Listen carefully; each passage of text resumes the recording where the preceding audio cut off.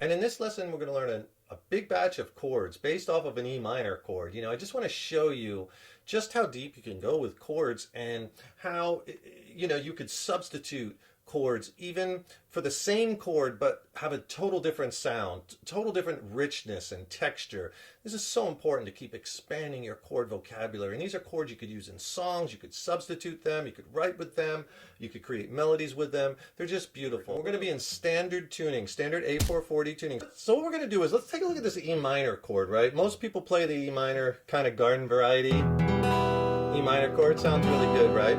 But let's look at a few different ways, or many different ways, that we could add to that chord, making lots of different E minor type chords that give you lots of different sonic opportunities, lots of different sounds. Now a minor chord is made up of three notes, a root, a flat third, and a fifth. And this E minor chord is made up of E, the root, G, the flat third, and B, which is your fifth. And then the notes just repeat, right? The B again, high E again. So keep those three notes or three intervals in mind because we're going to be adding to those. So basically if we just take, instead of playing the E note there, if we move our pinky or our third finger to the F sharp note, and we play that note with the chord, and we're adding an F sharp, which is the second or ninth, listen to the difference in sound, how much darker that is, how much more drama. That's an E minor add 9 chord.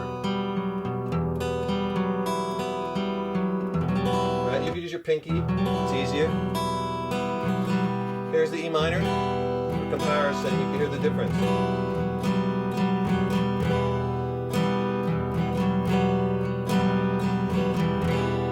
Right? Just by a slight little addition of one note, E minor add 9. But if we take this E minor chord and we add this B flat note to it with our third finger at the third fret of the G string, check out how this chord sounds. It's kind of really dark but pretty and beautiful. That's an E5 with a sharp 11 chord. Right, again, very different sounding by the E minor than the E minor. We're just adding that one interval. Right, and taking away actually a note there. Really sweet chord. Now you might be playing an E minor 7th chord. We're going to add these two notes up top. At the third fret, we're going to add a D note, that's our flat 7, and the G note up top again.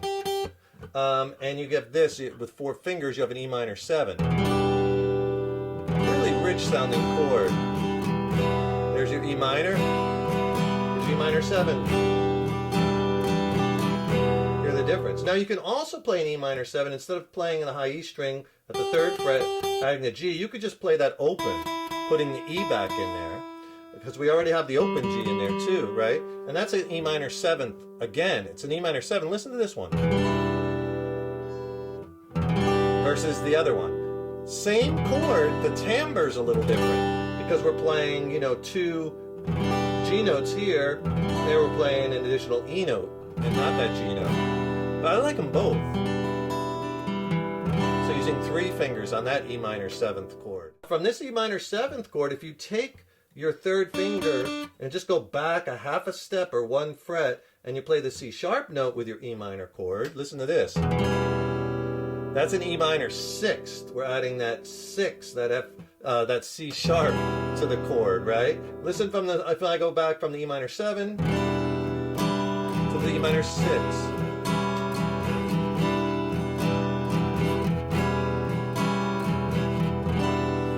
Almost hear these, how you could write melodies with using the same bass chord, root, flat, third, fifth, on an E minor chord.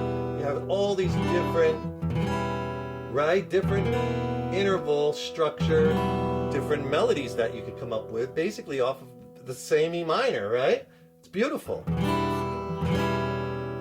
Now here's another cool thing you could do is off the E minor chord, take that second finger and add the F sharp note up top. Remember last time we added it here, or earlier in the lesson, for this chord, E minor add 9. We're going to play it again, E minor add 9. But this time we get the higher F, right, than this guy. We're going to play this one. I like to play that one with my third finger. There's our E minor add 9. Right, so So let's experiment with some of those. And if you do me a quick favor, please subscribe to the channel. Subscribing to the channel, that really helps us to keep bringing the content, as well as then you'll be notified when we have new lessons posted. Leave a comment below. Let me know how you like this lesson. Let me know what lessons you'd like to see coming up. And if you like the video, please click the like button, give it a thumbs up, share it, and thank you so much for your support. Let's play something like the E minor add 9, E minor, E minor 7th, E minor 6th. Let's see what that sounds like. We'll just do like a down, down, up, down, and strum. Give you some musical application with these chords, right? Make it a little interesting. All off E minor. Let's see what that sounds like. E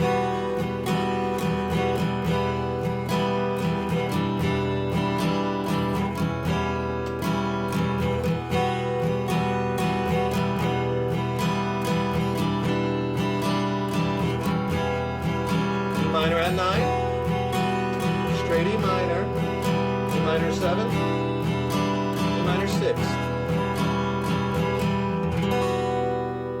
Pretty cool, right?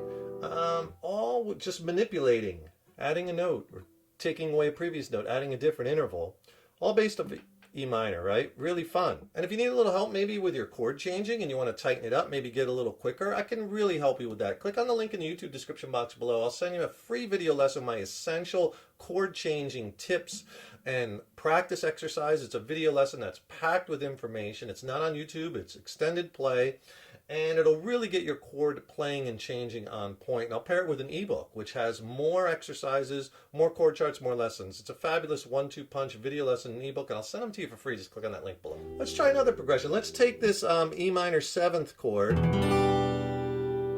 and then we'll move that to E minor 6th, and then E minor 9. And then let's do that movement. So there what I did was I played this chord. It's just an E minor chord because all I did was I added this G note. Remember, G is in the chord and we're playing it with that open G. But it adds a little bit different timbre. See, here it is just with the E minor, and we'll call it with the high G. Now listen to that versus E minor. See, you can hear the difference. Here it is, you could use your pinky with that too. I do that a lot. Sometimes I'll add a note to a chord that's already in the chord, but an octave or 2 octaves up. Like you could do it on a C major chord.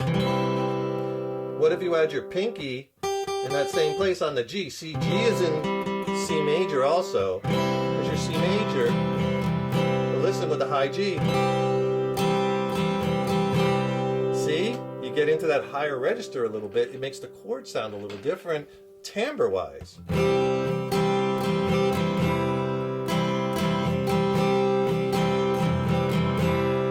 Right? And that's what we're kind of doing on that E minor.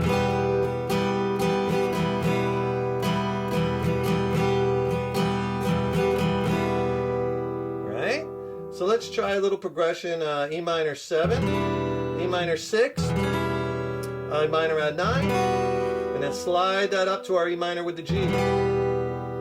High G. That'll sound like this.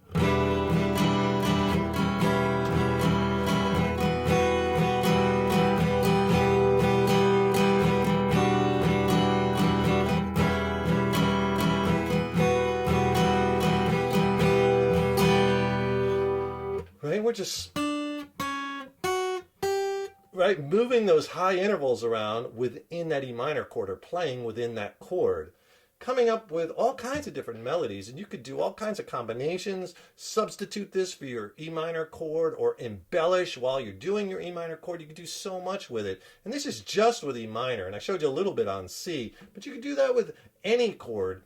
Find all these other intervals and turn one chord into 10 chords. And that really expands your chord library, giving you more knowledge of chords. Also, it helps develop your ear because you're hearing all those little different nuances or different intervals, different notes in each chord. And that's important for your ear training, because then if you're trying to figure out songs, for instance, you're going to hear those differences and you're going to have an affinity for that, right? So it's going to help you in the practical application of like figuring out songs by ear or writing songs and creating melodies. These chords are so much fun and will provide a new palette of sounds for you, so keep experimenting with them, keep learning different chords and experimenting with your progressions and your rhythms. Keep having fun with it and creating all kinds of cool sounds and melodies on this beautiful instrument, right? Don't forget, subscribe to the channel. That really helps us to keep bringing the content, as well as then you'll be notified when we have new lessons posted, and get my free video lesson and ebook that will really help you along in your guitar journey. And the ebook is a great reference guide you'll use throughout your journey.